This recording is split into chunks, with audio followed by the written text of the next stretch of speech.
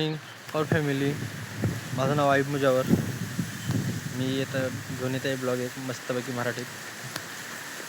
मला जरा सकाळ आहे, कामावर जायच्या आधी एक ब्लॉग काढावा मस्तपैकी आणि आपल्या कामाला सुरुवात करावी. सकाळचं वातावरण एवढं खूप भारी आणि एकदम ऊन कडक पडले, हवा थंड, भारी वातावरण आहे.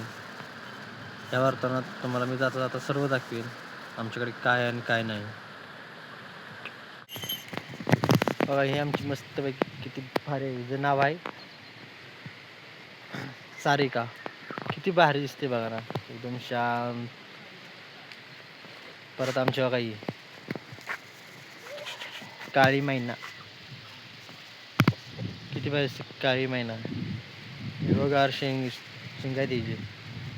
असं मस्त परिसर आहे. पाठीमागं झाडं आहेत आणि इकडं वरती बाग आहे सर्व मस्तपैकी बाग आहे. परत इकडं अजून बरंच आहे, पण छान वाटतं सकाळी जरा वातावरण असल्या गार हवेत फिरावं. इकडं एकदम ऊन बघा, एकदम गार हवा आहे. हे चिक्कूचं झाड आहे.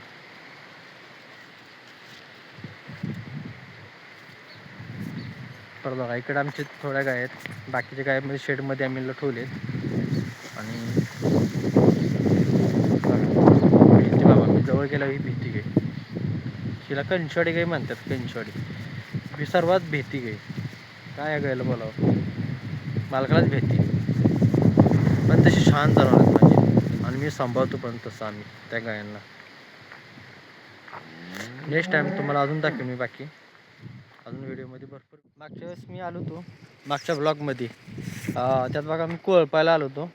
हे रान आहे बघा, तेच रान मी कोळपलेलं या रानात बघतो आता तर मस्तपैकी. आणि त्यावेळेस काही नव्हतं, मका ही अशी एवढी नव्हती, काही नव्हती. आता बघा किती मका, तरी समजा 1 महिना झाला असेल त्या व्हिडिओला. आता मका एवढी वाढली आहे भरपूर, तण पण भरपूर आहे. तरी बी त्यात मूग केलेला आहे, मूग घेवडा दोन्ही आहे. आता त्याला शेंगा लागले, तुम्हाला शेंगा दाखवतो 2 मिनटं. शेंगा तसे लागलेले आहेत, फुलं सुटायला लागली त्याला पूर्ण. आत्ताशे कुठं फुलं लागायला लागलेत, पण तणानं भरपूर रान मारलेलं आहे. मागच्या वेळेस कोळपल्याला चांगलं छान, त्यावेळेस मस्त दिसत होतं. तरी आता थोडं तण आहे. अजून एकदा ह्याला कोळपलं ना लय भारी बघा. याला अजून आता अशा शेंगा लागल्यात, अशा शेंगा लागायला सुरुवात झालेली आहे. पण भारी वाटतं ह्या निसर्गाच्या रम्यामध्ये जर शेती जर करायची म्हणलं ना, एकमेव लय भारी वाटतं. आणि भले बाहेर कुठं बी जाऊ दे जॉबला, पण जर माणूस गावी आला ना, गावाशिवाय करमणूक कुठंच नाही.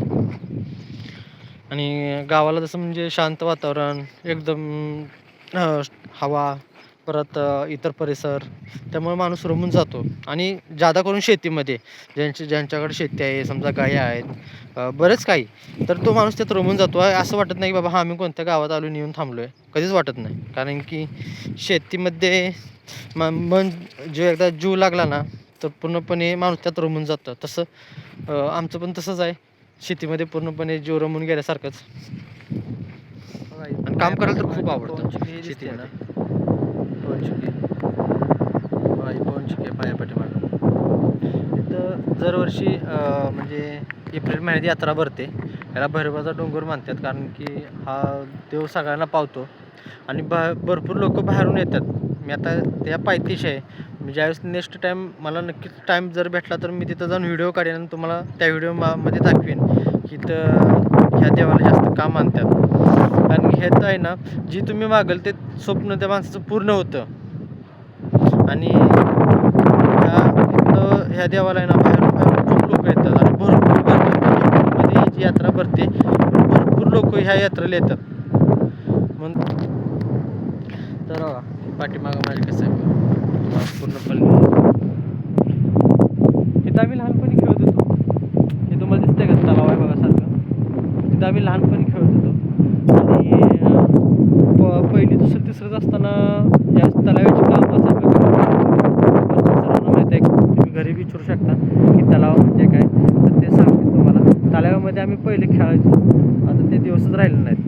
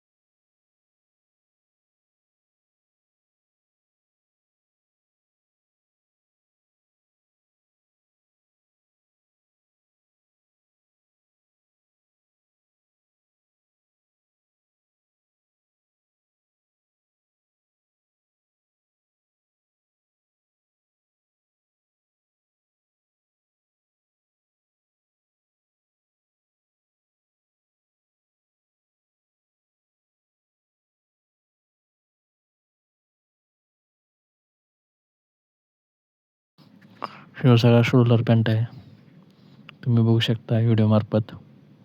ह्यो खटावमधला सोलर पॅन्ट. म्हणलं जाताना ह्या सोलर पॅन्टचा व्हिडिओ घ्यावा. व्हिडिओ घेतला. असं आमच्याकडे सोलर पॅन्ट आहे.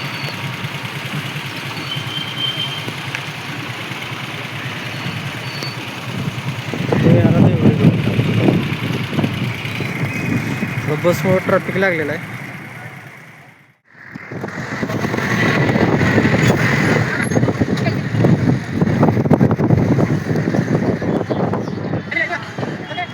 हे आमचं वडूच. व्हिडिओ आवडल्यास नक्कीच लाईक करा, सबस्क्राईब करा चॅनलला, आणि असे ब्लॉग पाहण्यासाठी चॅनलला लाईक करा, सबस्क्राईब करा. बाय, भेटू पुढच्या ब्लॉगमध्ये.